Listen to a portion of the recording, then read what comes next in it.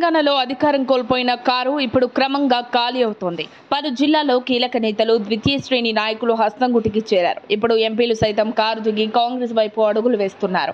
గత లోక్సభ ఎన్నికల్లో BRS 9 MP స్థానాలను కైవసం చేసుకుంది. వీరిలో మెదక్ ఎంపీ కొత్త ప్రభాకర్ రెడ్డి దుబ్బాక ఎమ్మెల్యేగా ఎన్నికయ్యారు. మరోవైపు పెద్దపల్లి ఎంపీ వెంకటేష్ నేత కాంగ్రెస్ లో చేరారు.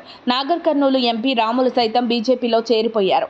జహీరాబాద్ ఎంపీ బీబీ పాటిల్ కూడా బీఆర్ఎస్ కు గుడ్ బై చెప్పారు. చేవెళ్ల ఎంపీ రంజిత్ రెడ్డి కాంగ్రెస్ లో చేరారు.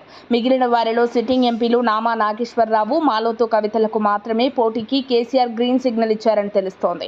ఈ నేపథ్యంలో వీరిలో ఒకరిద్దరు పార్టీని వీడే అవకాశం ఉన్నట్లు సమాచారం. ఈ నేపథ్యంలోనే వరంగల్లో కడియం కావ్యకు టికెట్ వచ్చాక ఆమె కారు దిగి కాంగ్రెస్ కుటికి చేరారు. ఈ క్రమంలోనే తాటికొండ రాజయ్యకు కేసీఆర్ వరంగల్ ఎంపీ టికెట్ ఇస్తారని ప్రచారం జరిగింది. కానీ సీట్ ఇచ్చినా గెలిచే ఛాన్స్ లేకపోవడంతో రాజయ్య సహా మరికొందరు నేతలు కాంగ్రెస్ లో చేరేందుకు సిద్ధమైనట్లు తెలుస్తోంది.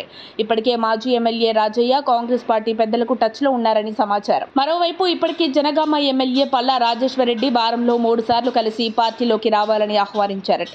అంతేకాకుండా కేటీఆర్, హరీష్ రావులు కూడా మళ్లీ పార్టీలోకి రావాలని ఫోన్లు చేసి అడగడంతో తాటికొండ రాజయ్య మళ్లీ బీఆర్ఎస్ లోకి రావడానికి ఒప్పుకున్నట్లు తెలుస్తోంది. అసలు ఇంతకీ తాటికొండ రాజయ్య మళ్లీ సొంత గుటికి చేరతారా లేదా హస్తం గుటికి చేరతారా అనేది చర్చ జరుగుతోంది.